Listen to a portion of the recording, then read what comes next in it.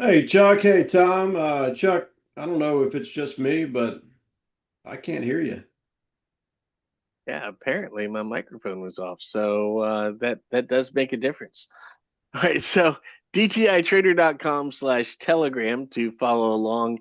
Join in at dtitrader.com/YouTube. Click the bell to subscribe and click like to join us over on that YouTube page. Want to go ahead and welcome in the YouTube audience. Go ahead and say good morning to us in that chat room. We are going to be talking about markets. There is a very high degree of risk involved in trading. You and you alone will be responsible for all the decisions that you're going to have to be making here. So make them responsibly. Always consider risk when you're looking at trading, and remember that past performance is not necessarily indicative of future results. Now, talking about the crude market, that's really one of the big stories here. Crude opened at 98.39. They did have a high of 102.13. They now have a high of 102.19. And we had the CPI numbers out this week. And I think it's important to note CPI 3.8% versus core CPI at 2.8%. Which one of those you focus on? Well, that tells me a little bit about how you're seeing the market. Here at DTI, we want to be able to look at both and understand that both those perspectives are out there. We've got the PPI tomorrow morning. You're going to have the same situation with that. Cisco earnings Wednesday after the bell. That's the next big earnings report. Key levels here: the high set yesterday 74.54.75. This week opened at 74.03.50. The May opened 72.56, and the current low of May, which is also the FTD low, 71.99.50. You can see how far the market has climbed. And yeah, it is giving a little bit of it back this morning. And Tom, you talked about that in TNT this morning. A little bit of profit taking possibly occurring. So, what are we looking at here? Well, first of all, it's overdue, right? Because of the run we had, and you have to expect that. You never know when it's going to happen. But one way you can tell, if you look at RB1 last night on the E-mini, that was the first night that I can remember in a while that we've had a negative setup from last night, and it just, slowly but surely over the night, you look at it. But this morning, where you really get confirmation, when you look at the RB3 and you see that we made a lower low after RB3, another lower low, and now we're in this lower low here at 11. So the question is, will it turn at Genesis? Okay, which is 4 out of 5 the possibility after the correction we had. The way you can tell, two things that I gave you alerts on. One was my pivot number was 74.25 today, and the E-mini pivot is got up to looks like about 74. Make sure I give that to you. 74.25 was my pivot. Um, Last night I think we hit 44 on a run. Had to look at see when that occurred, but this morning after the cash, we kept trying to roll over. It tried to go higher, couldn't roll, could confirm, and I think that RB3 it got up there, then reversed on RB3 and went negative. That's what you don't want to see. And then you look at things and things start selling because people say, well, I better take my profit, as it comes down, down, down, down, right? And that's what you're looking for. And anyway, I think that it's just normal. And you have to look at, lows. The NASDAQ gave it away first because the NASDAQ had a low for Monday at 292, let me find it, 292.25, and the NASDAQ's 290. Now that's 200 points below its low. That E-mini came down and tested, this is what threw me a little bit. E-mini came down and tested Monday's low, which was 73.90, and it went 73.91, and we rallied back. I said, well, maybe that's all we're going to get. But of course, it rallied up, didn't get higher than 425. And the next thing you see a sell off, we make a new low there. But we still haven't broke 73.75. So I think the 12 o'clock time is in our favor by waiting and looking seeing what we're doing after Genesis. I know that when you hadn't seen it for a while, another clue was the VIX. As you pointed out in TNT, I said, watch the VIX. The VIX actually hit 19 at one point, currently about 1884. So we're not out of the woods yet. You'd have to get below the midpoint of the day, 1860, 140, 70. You'd have to get below about 1820 for the pressure to come off. But oil is up, and when oil is up like this, I don't think it alone did it. I just think it was a nice excuse for people to say, hey, it's time to take some profit. You know, look at MU yesterday, hit 818. It's at 745 now, percentage wise. It's not too bad.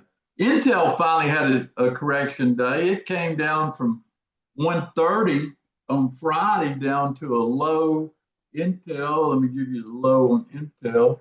117. Yeah, about 118, which is still extraordinary. I think overall bullish longer term. So, you just got a little profit taking going on. We'll see how far they want to take it out. But the first thing I'm looking for after a key reference bar is a higher high. Yeah, and I think that perspective, Tom, of how far up this market has really climbed. Yes, we've got a retracement, but we're nowhere near challenging the open of the month, much less any of these other numbers that we've been looking at. And as a trader, you know this, when the market gets into familiar numbers, if you're someone who studies the market like we do, we gain an advantage when you have a retracement like this. And then it's just let's let this set up and see where it goes. So getting it set up, hey, this is fun. I'm looking at all the opportunities we got coming up, and I'm kind of excited about them. Well, it's sort of interesting. You got Nvidia caught a bit early, went up, made a new high, and then it started retreating. So I think that was interesting. Apple, as you pointed out, Chuck, Apple is sort of counter trending right now, holding 294. Give you an idea, just sort of put things in perspective. E-mini is down 0.7%. That's E-mini. So then you go check stocks out that are down more. Intel obviously is one of those stocks down 8.7% today. That's a pretty good fall for Intel, 8.7. But it hadn't had a correction. I mean, it's just been flying on its speed. MU is down 6.5% to give you an idea. But then you get more into it. You bring it down. AMD's down 3.58%. I'm just going to give you another one or two. Google's only down 0.47. Google started the sell-off 2 days ago. So it's only down 4.4 today. Let's keep our eye on Google, see if it turns around first, since it was first to start faltering. Remember it was at 400. The QQQ today is at 702.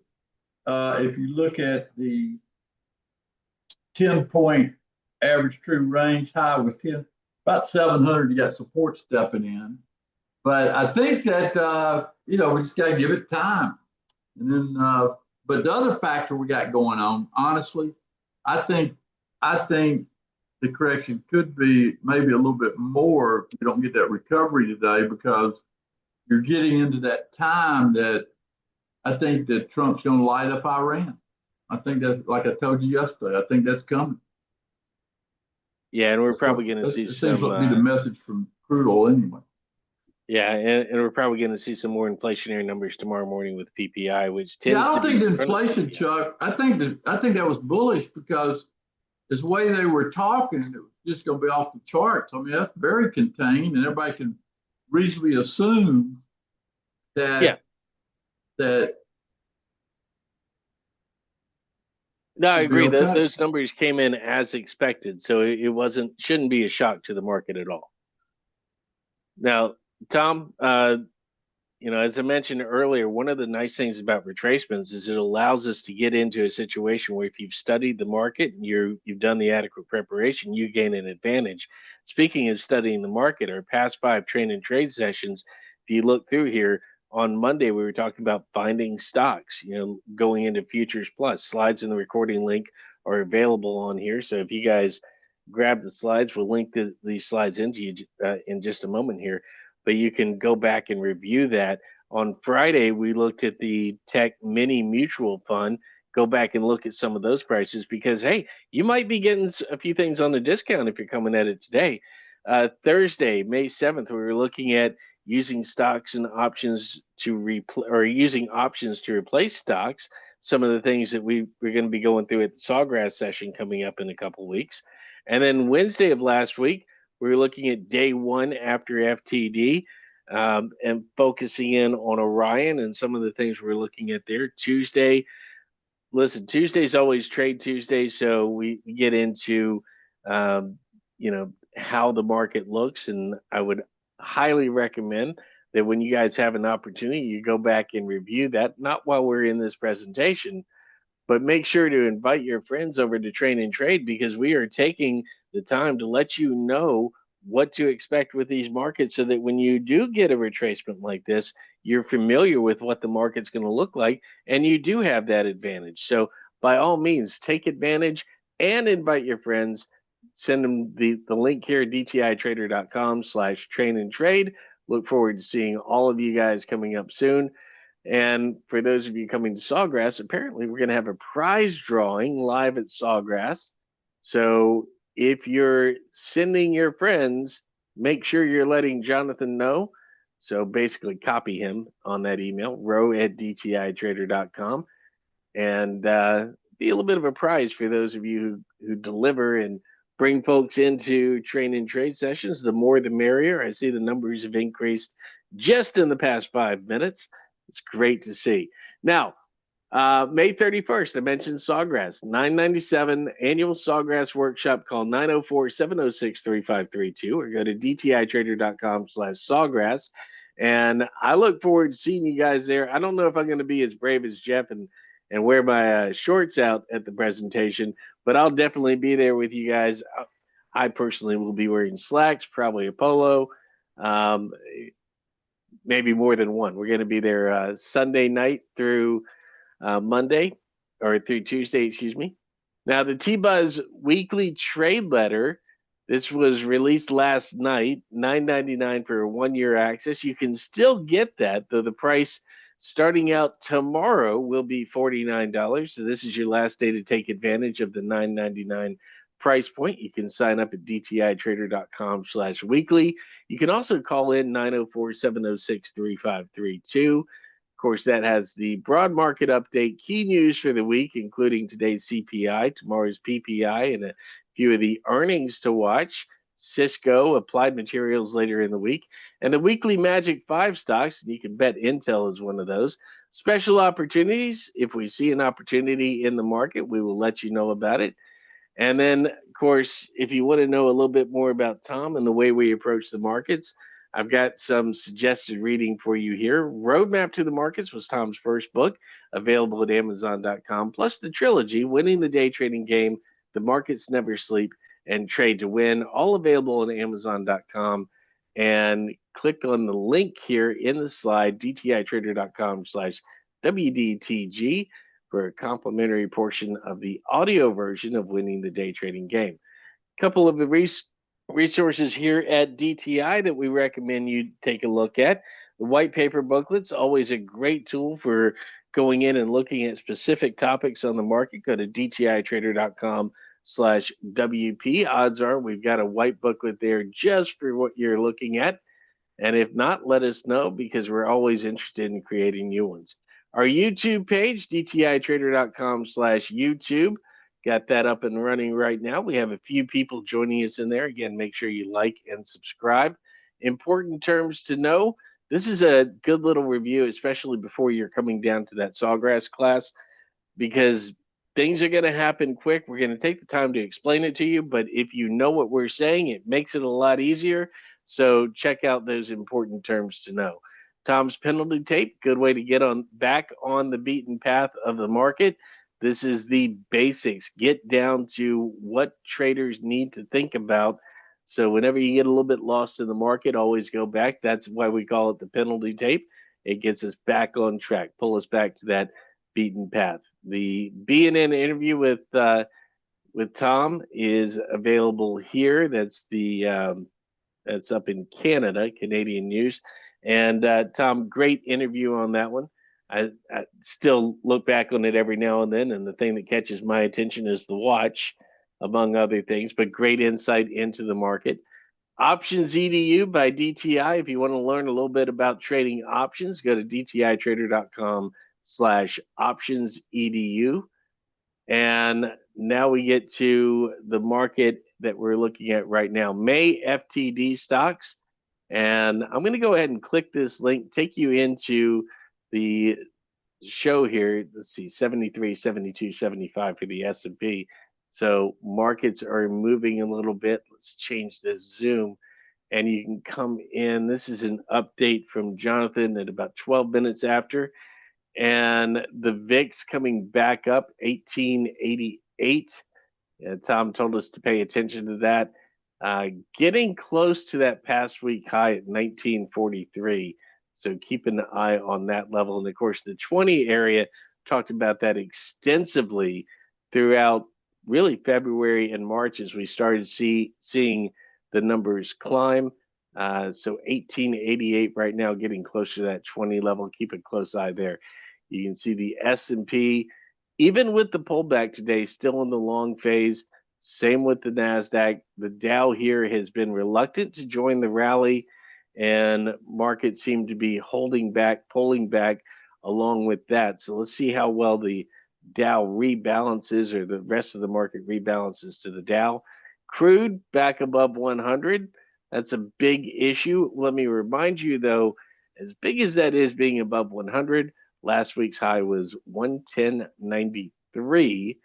So there's still a little bit going on there, though. The FTD high 107.46. So what are we looking at? The midpoint, the FTD high, and the previous week's high. Those are your points of resistance, and you can see the market is getting to a level where they could be challenged. Coming down the list, we'll look at our couple of the ETFs here, looking very good with the S&P and the NASDAQ. And we'll get down to a couple of big stocks coming in, AGQ, SLV, PASS, NEM. This is the gold miners plus Intel popping in at the bottom of that list. Let me change the selection here. And you can see Intel still very strong. We'll just move that up towards the top there. You can see the highlighted stock there, 118.17. Previous week's high was 145. So this is still a solid stock. Is that correct? Previous week's high? I wonder if that's been updated. The FTD high 110.48. So gotta take a look at that. Coming That's a good down catch, the list, Chuck. I need to update that. I didn't realize we had those. I forgot we had those columns in there. Okay, yeah, I thought so. That was What was last week's high? For Intel, I got to pull up that chart real quick. Better yet, what was last week's low?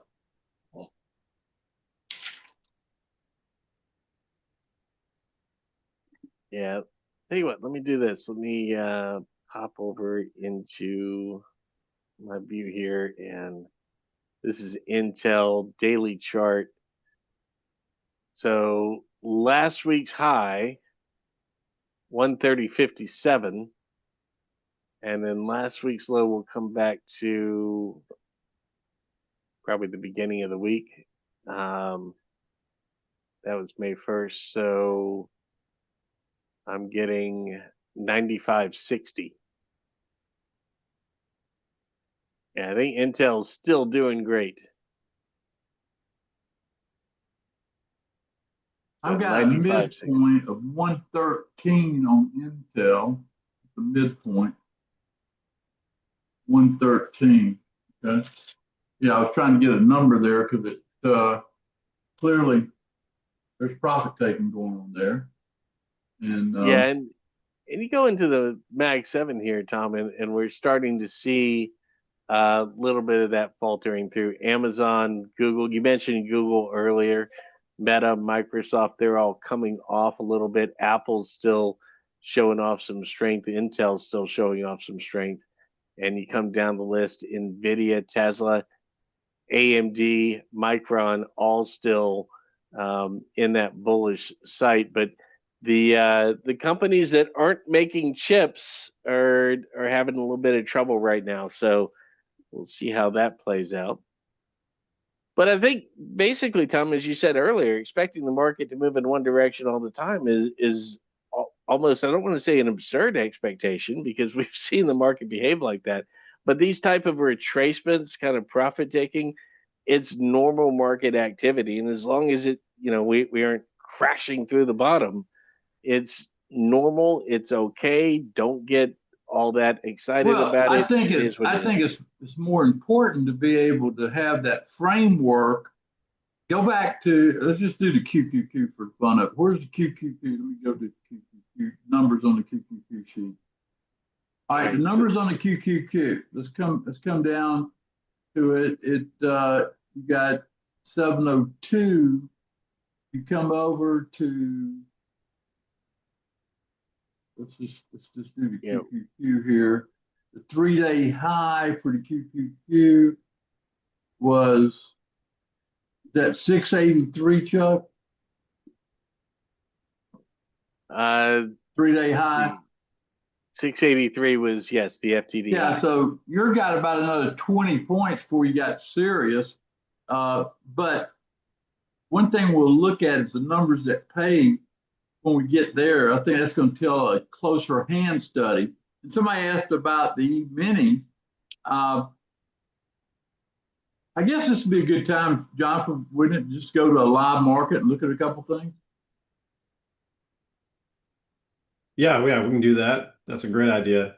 I wanted Put to, numbers that pay in there, and let's put some of these Mag 7 stocks and the ones we've been talking about, plus Intel, on numbers that pay. And then once we do numbers that pay, we'll bring up a money maker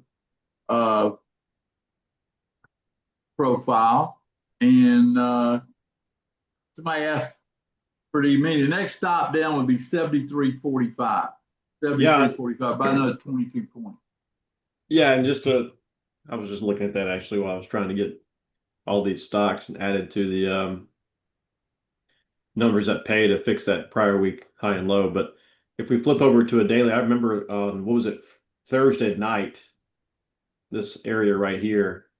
Thursday night we pulled down, and then but Friday, well, ended up being Friday. It was Friday night, or it was Thursday night, but it was the start of Friday's market futures wise.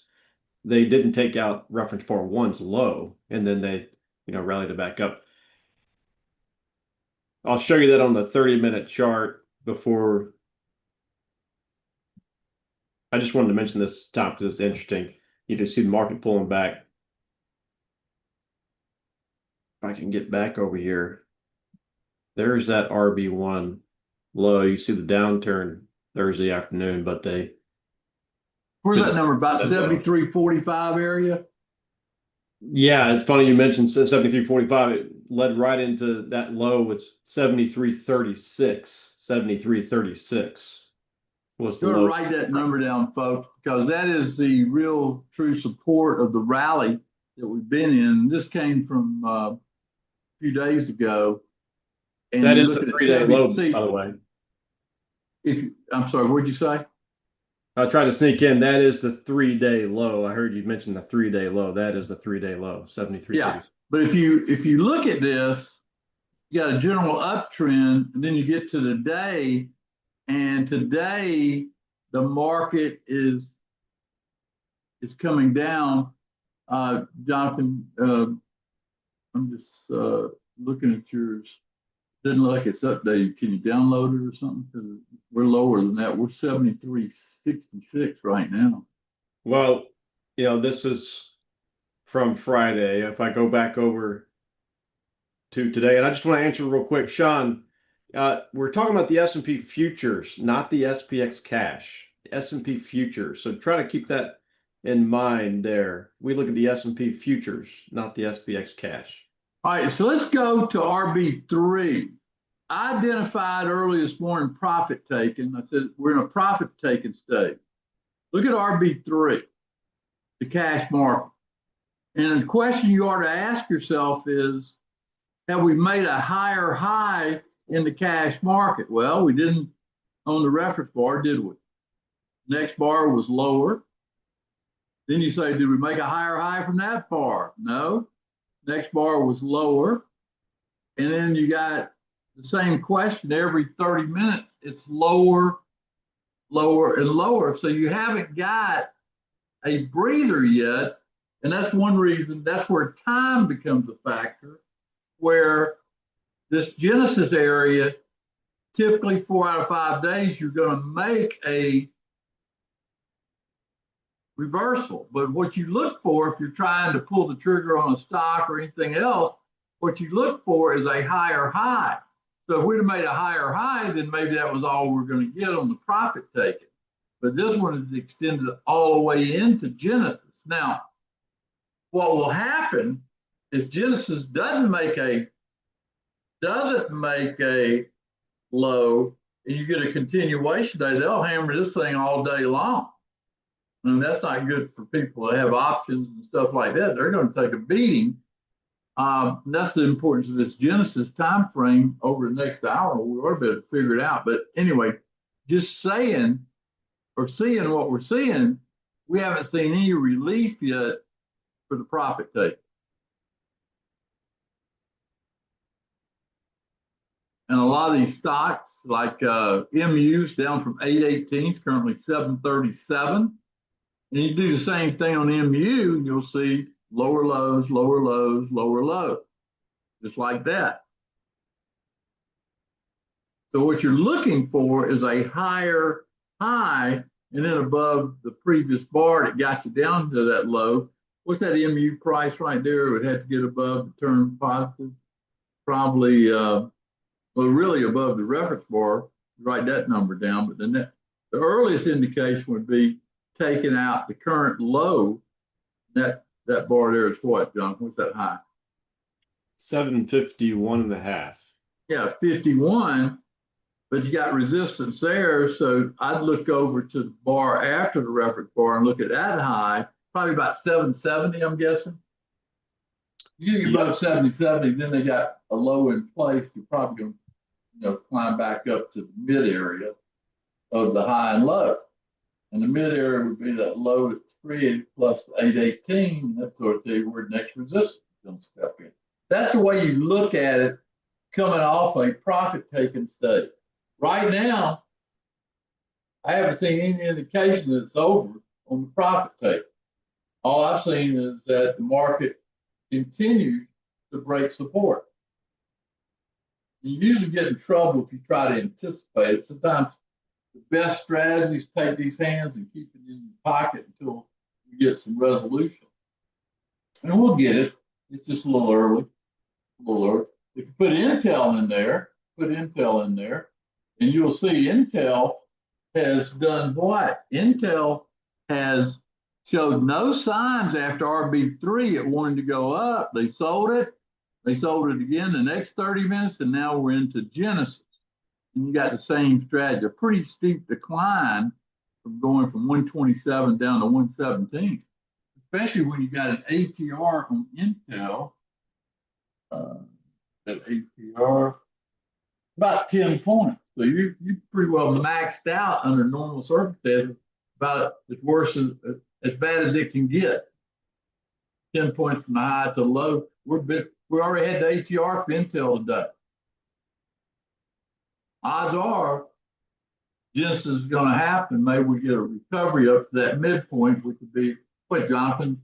127 to 117 be 10 about 5 about 122, which is your pivot number. And that's how you map out what you're seeing. Okay. And this is, this is how you navigate a profit-taking fund.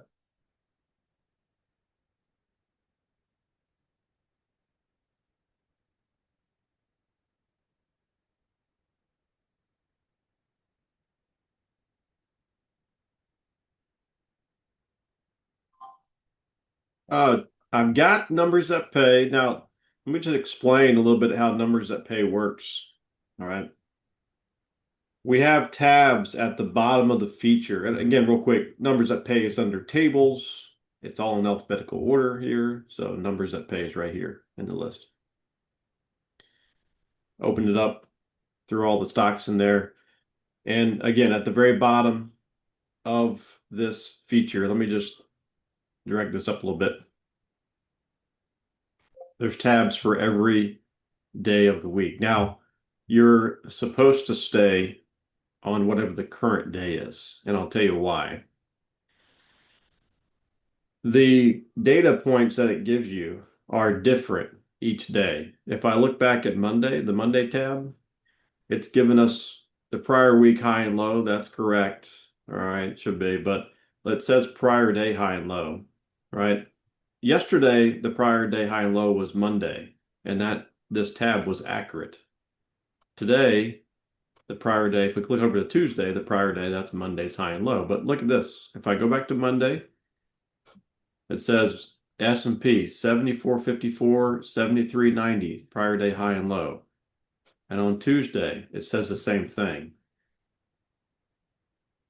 My point is that when we were looking at this Monday, the prior day high and low was giving you Friday's high and low, but now it's updated to Monday's high and low. So it's a little confusing. Make sure you just stay on the same day is what I'm basically. What was Monday's low? I mean, not Monday's Monday's low, low, the yes. 73.90. What was Friday's low? Does it tell you that by looking at it Well, from Monday?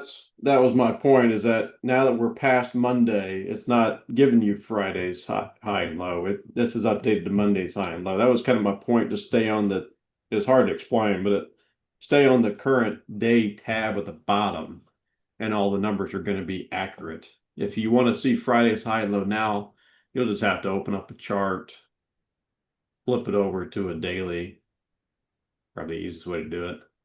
And Friday's high and low was 74.27 high, 73.36 low.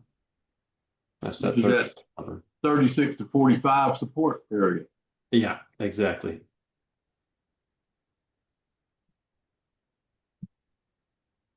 So on Tuesday, we're looking at, it gives us the weekly open 74.03. We're now below that. Week start high, that was Monday's high and low, 74.54 down to 73.90. If you go look at the S&P closer, you'll notice we never did take out Monday's high last night. Failed to do that. We get today's open, which was 35. We get the RBX open, which was 74.11. And again, we get yesterday's high and low. Now the current price of 73.75 is red because we're below all these numbers. We're below all these numbers. Now, if we go back to just thinking about this from a DTI perspective, DTI method perspective, those that are familiar with the reference bar approach, if you remember yesterday at Train and Trade, I remember Tom specifically saying, I think we might have a little issue coming up with Trump going to China and coming back from China. So that should really put you on high alert. You know, nobody knows when the profit taking may happen, but when I hear those words from Tom, that puts me on high alert and high alert. And I start to think, should I be, now these short-term option trades, should I be more aggressive taking profits in my own trading? Tom and I will talk, should we be more aggressive taking profits in all the trades we out there for the services, which we did for several trades yesterday. We had some targets out there that we were getting pretty close to, but we weren't quite there yet. We just said, go ahead and take it before the close. All right. And then when you come into the overnight trading, look at this pattern on reference bar 1. What did we not do? Again, we failed to take out a new high. For those of you in futures first, Tom always says wait till 9 p.m. And then if we're in a bullish uptrend, if it's above the reference bar, you can trade it. What didn't happen at 9 p.m.? Well, we were down here at 9 p.m. It was an early warning. That's why I always watch futures, because last night I didn't have to wait this morning to say that's abnormal, because we've been making higher highs on the rally. We didn't do that last night. That was a pattern change. Does everybody see that point in my futures first? So I didn't have to wait till this morning. I said, I know exactly where it needs to go tomorrow morning. And I said, now we got to get verification from the cash market, because the cash market happens at 9:30 the next day. That's a long way from last night. But I'm not being very aggressive, thinking, hey, this is a great buy because it's down. Okay. I didn't have the evidence to do that.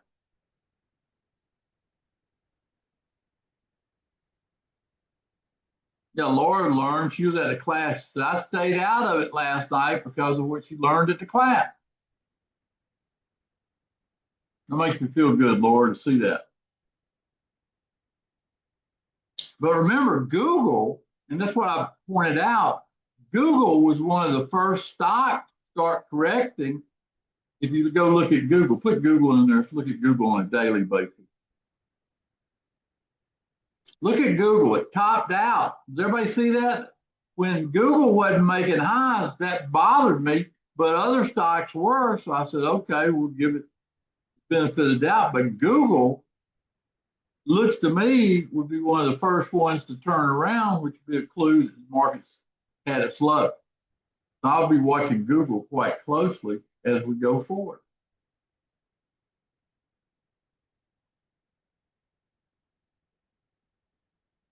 I think if you remove the idea you're up or down and stay with and keep asking yourself, what is this tape telling, right? Well, the tape so far is telling us, hey, we haven't made a high since we opened this morning, but we do have a time frame we're looking at, which is Genesis.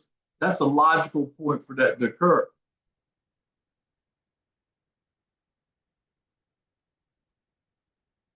Sean asked a great question. Does the original pivot stay at 74.25 or the midpoint? It is the original pivot stays as the daily pivot, but I can update that based off the reference bar. Okay, if you go look at RB3's reference bar, what was this opening, Jonathan? RB3. Opened at 74.14. All right, so 74.14 is lower than 74.25. What did Genesis open at? 11:30. 73.68.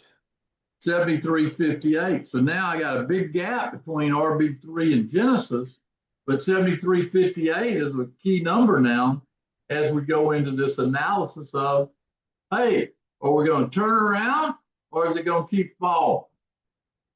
And if it does fall below the 58, then you ought to see that 45 number I told you about. And that's the beautiful thing about following this along. Yeah, and to speak it a little bit more clear, 73.68 was the open of RBY Genesis. So 68, not 58. Oh, 68, okay. 68, there you go. And well, we're trading above it right now, but question I ask myself, did I jump in because it's above 68? No. What I do is I wait to get this bar formed and see if we're higher or lower. Because we're trading up doesn't mean it's going to stay up. And these are all different when you got a full profit taking thing going on. And what we're teaching today is just kind of the tip of the iceberg of all the insights that Tom has in terms of intraday trading, which is a great segue, Tom, into the June 4th decision from Tastytrade, and several other brokers might have a different date. But there's an article there from Tastytrade about learning about the day trade rule change. And I want to post the slides again in case anybody needs those.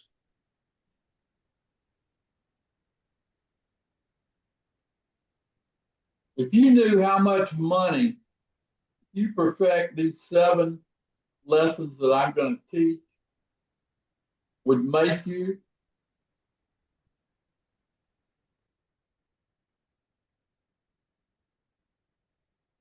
we're not taking spots down. We're just taking indications of interest. Send a row at DTI Trader if you're interested. Remember, this is something that I think you've got to be uniquely qualified to teach what I'm going to teach. And I think my goal is that you can use what I teach you, even if you're not a day trader, for your swing trading and profit protection. That alone. So I'm excited about teaching. I got to put together a lot of work, but I'm going to do it today and tomorrow, get it put together. My plan is to teach 7 lessons. The first class will be next Monday at after training trade, 12:30 time frame. We're only going to take 100 people. I do want you to have the roadmap software. It'd be a lot more effective. You'll make a lot more money, so get the roadmap.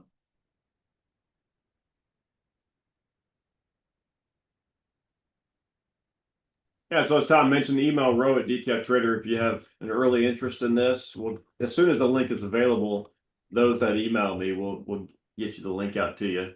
And I think, Tom, you might be speaking about this, what is it, tomorrow at Wednesday on the web? Well, no, I'm going to talk about it Wednesday on Train and Trade. I'm going to have the brief presentation, then I'll get more detail at Wednesday on the web. But we probably won't have 100 spots left by the time I get tomorrow night. Maybe we will. I don't know how many we'll have. I know you counted yesterday. We had over 20 people expressed interest yesterday, and my guess is about half of those will be gone before we even really get in full scale sales mode to fill it up. I'm excited about teaching this because I've only been waiting for 25 years to teach this stuff. And finally, they decided to abolish it. So this is pretty valuable stuff. Definitely. Jennifer says, save my spot. I've been waiting for this for a long time. Yep. What a stupid rule they had.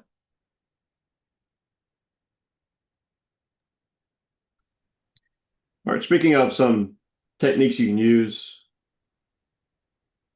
at periodic times throughout the market year, let's talk about your pocket put strategy, Tom. Yeah, I do believe that we need to probably go back into pocket puts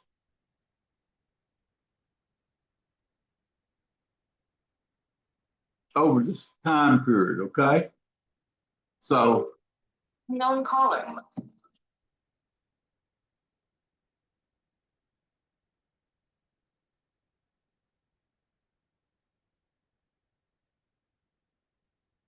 this is a refresher for people that are new people. My pocket put strategy is only used during times of anticipated market turmoil.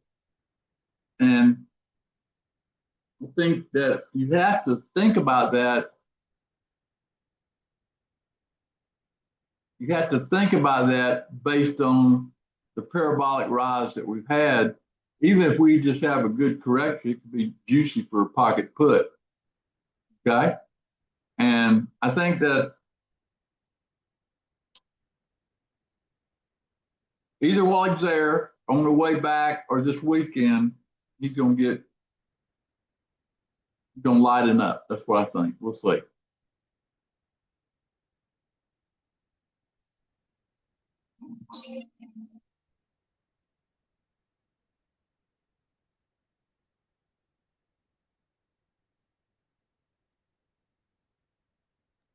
So what pocket puts are, it's like buying insurance. You think of it as insurance only to be placed if the possibility of market fall is present. So that's a very key point. Not buying pocket puts all the time, nothing like that. But when the possibility, we believe the possibility of a little fall in the market is present, we buy insurance. Now, what happens with insurance? Most of the time it's not needed, right? That's why we don't buy it all year long. But when the possibility is at peaking, then that's time to put it on. Time strategy, go out 30 to 45 days to expiration. That's pretty clear. 30 to 45 days expiration. Looking for a 5-wide put spread. We tend to use the QQQ since that market moves more. But the 5-wide put spread on the QQQ priced around 50 cents. So a pretty simple strategy in terms of once you understand how to go find it, it's pretty easy to go find one 30 to 45 days out on the QQQ, looking for a 5-wide spread priced around 50 cents.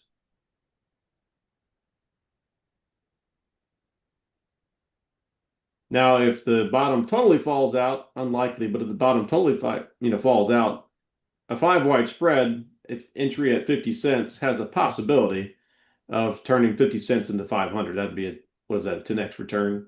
So that's really worst case scenario for the market. Best case scenario for that one trade, but worst case scenario for the market. All right. So the other very important part of this, don't put all your money into this. This is all or nothing bet. All right. So risk only what you're willing to lose with these trades. But it's a nice little hedge there that Tom designed. We call it pocket puts. Any questions on the strategy? You'll see, those in the services, you'll be probably seeing, at least one of these in the next coming days. Any questions about this? It's a pretty simple, straightforward strategy on the pocket puts. The question is, when do you put it on? Maybe you start today and build a position by Friday, average in, especially if we turn negative after Genesis. If we're positive after Genesis, you wait. Turn negative after RB4, maybe you put it on, or maybe after RBZ. But you need to have it on, I think, last before Friday's close of business. That's what I think. I tend to like to average in once I start a series of pocket puts. Yeah, it's a debit put spread. It's a strategy that makes money as the market falls. So don't go selling the put spread. That's the opposite strategy. It's a debit put spread where you're buying the higher strike put and selling the lower strike put around 50 cents.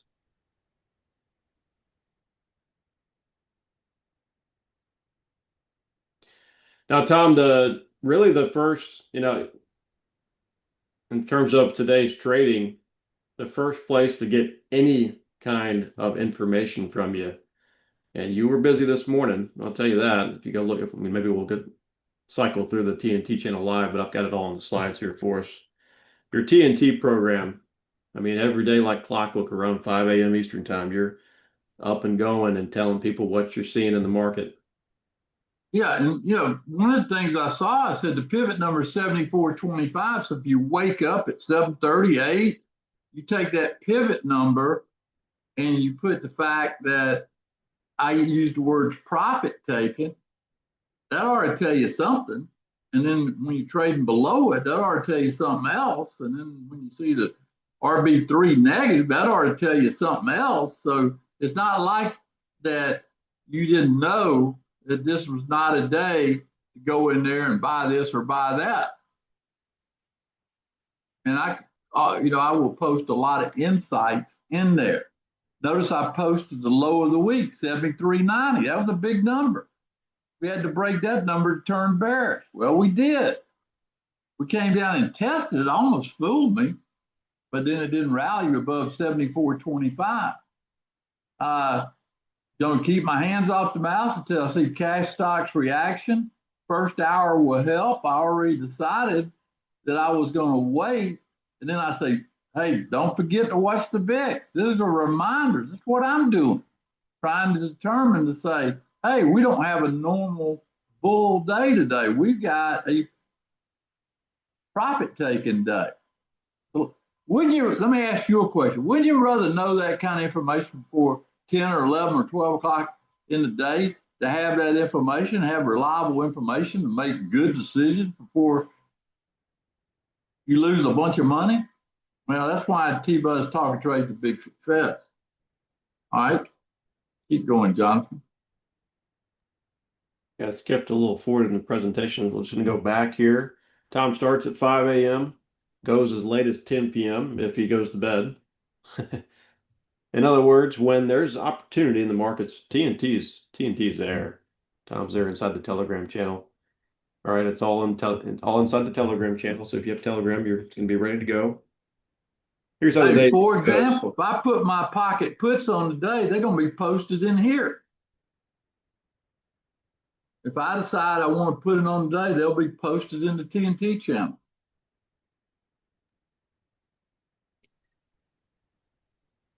Here's how the day goes. You can see a lot of red on the morning posting here. The only thing green was crude oil. Imagine that. And dust, which is an inverse, and then SQQQ, which is an inverse. So start the day with a little snapshot in case you didn't see what happened on the overnight markets during the overnight markets. Get up to speed here pretty quickly. All on this page, you can see where where the market opened last night. You can see that's the open column, 74.35. You can see how high and low it's been. You can see where the most recent reference bar is and where the last traded price is. And a simple thing you can do in the morning is say, okay, well, the market's been up to a high of 74.43. It's been down to a low of 74.02. And we're currently trading at 74.07. Are we closer to the high or closer to the low? So regardless of a bunch of red on the board, we're closer to the low at that point in time. So it gives you a real good snapshot of what's going on in the market that day. That's what Tom does first thing in the morning. He gives a daily pivot as well. You just mentioned that, Tom, 74.25. And again, reiterated after RB3 helps us judge how deep of a correction is going to be. He gave you the Magic 5 stocks, of course, when the market's in correction mode. Probably should be keeping that hand off the mouse for these Magic 5. Look at the Apple. Apple was in the #1 slot this morning. And then silver was in the second spot. Silver didn't execute, but Apple did. Intel didn't execute. SPY didn't execute. QQQ didn't execute. So basically, Apple was the only play early in the morning. 93.11, you'd be up on Apple if you took it. That'd be, you check that real quick where Apple is. Yeah, it's 294.30. Went as high as almost 295. That's not a bad call in a down market. Not at all. And we taught last week how when the market's setting up like this, doesn't mean you can't necessarily trade, but be more conservative in your strategy and review those lessons from last week for more insights on that. Tom, I don't know where you get this, but you post 2 sets of news here, trending analysis on the left and trending news on the right.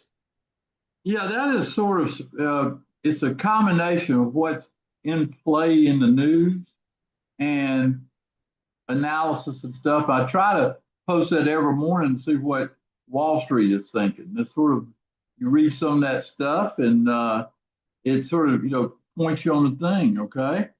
Okay, it's just pretty interesting, okay? Like you talk about Micron, even after correction day, it should be a buy.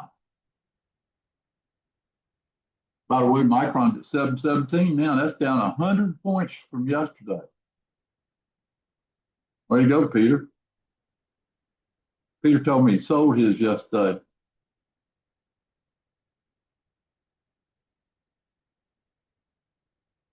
This is something that's pretty interesting. I post the resistance area and support area. Notice it's 73.75, and Jonathan will update that and put it 73.45 into the moneymaker, and you can lower the 74.45 down to 74.25, which is the day pivot. When you update it after lunch today, that'd be the 2 pivot numbers, or 2 resistance and support numbers. All right. I think that helps people. Don't you? People in TT, do y'all like the fact I give you the pivot where resistance is and support each day? I know I use it.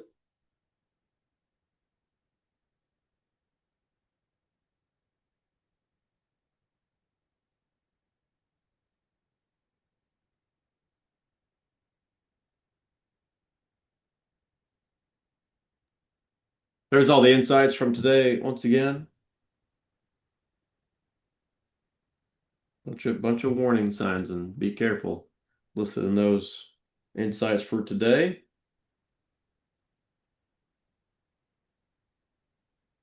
Now, Chuck, if Here's the you're way I would use it. I'd get up, if you like coffee, get you a cup of coffee and digest everything I'm typing in there. You'll really have a better day if you do.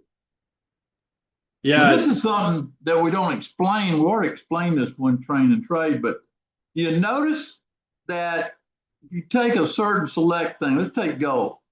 Look at gold during Europe. Gold was, what was it, Jonathan? The opening price of gold, 47.10, roughly.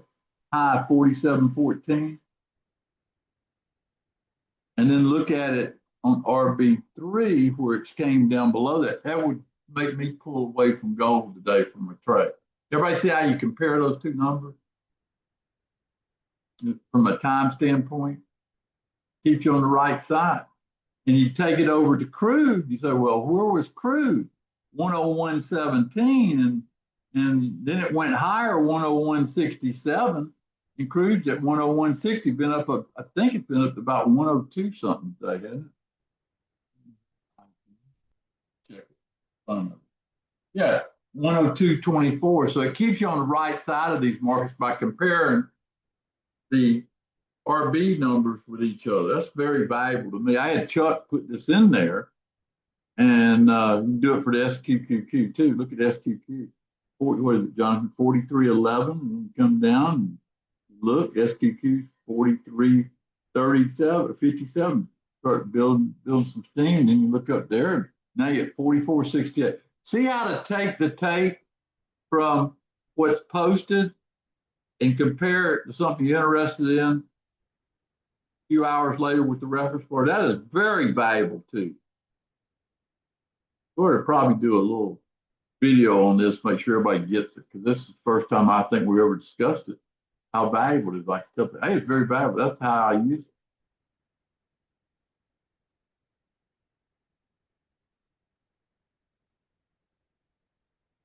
sounds like a TNT bonus session in the making there. I like that idea.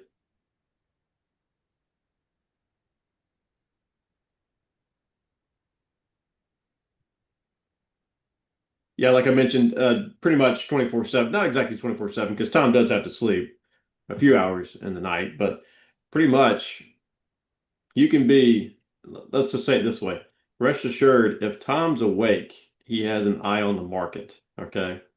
So, and he That's the truth, Jonathan. Yeah, I know it's true. And Tom is not shy about sharing his information, his insights either. He's literally all day in TNT. You got action coming to you.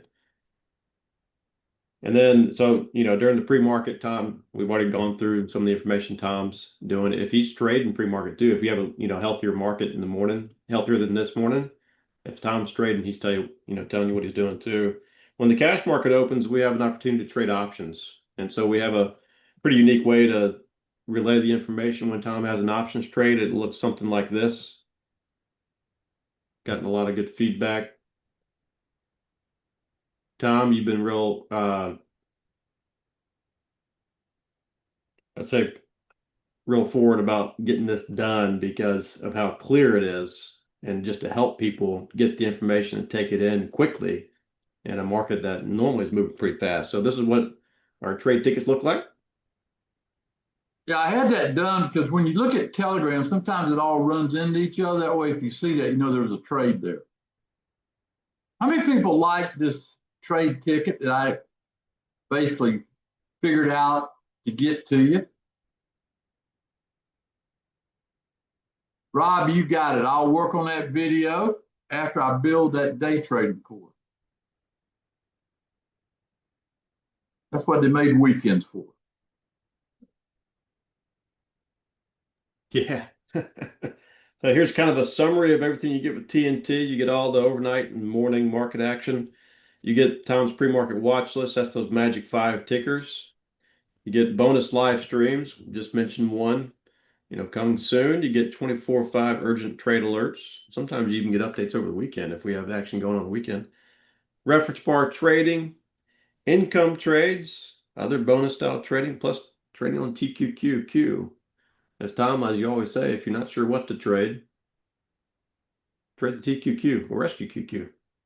Yeah, and I would invite anybody that's not a member to join and take it for the next 2 weeks and see if it works for you. You'll see you won't pay for it. If anybody ever said to me, Tom, I had to pay for that, I would say you're not reading what's posted, because there's plenty of opportunities to have a scholarship in this program.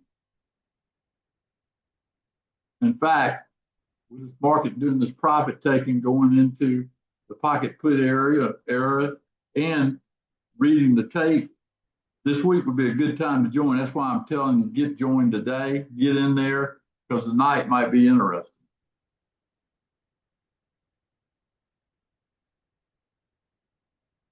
Yeah, and as this was Gramp in the chat a little while ago said, you just need to pay attention. And that's very well said there in terms of the program. Peg says, my services are the first that she's encountered that always have that scholarship function to join. I had to do that because people don't believe how good it is, Say, try it, Thank you, Peg, for writing that. You're coming to Sawgrass, aren't you?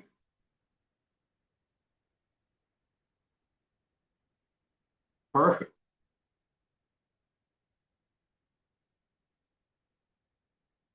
Well, folks,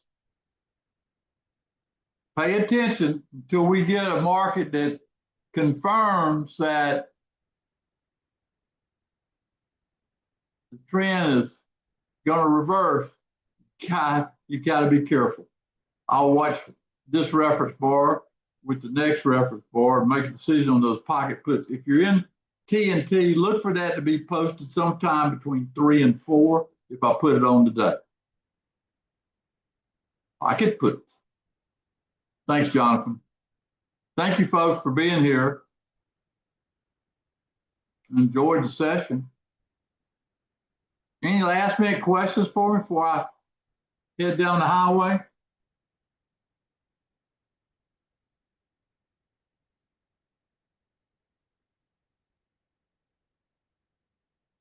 Thomas, what are you looking to do?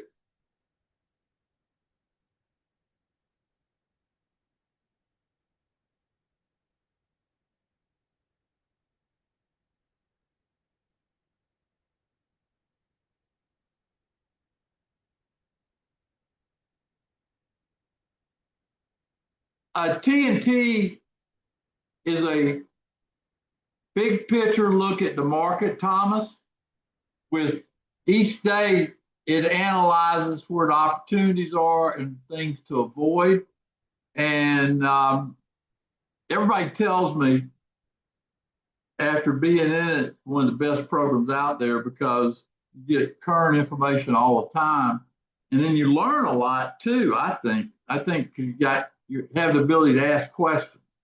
That makes it nice.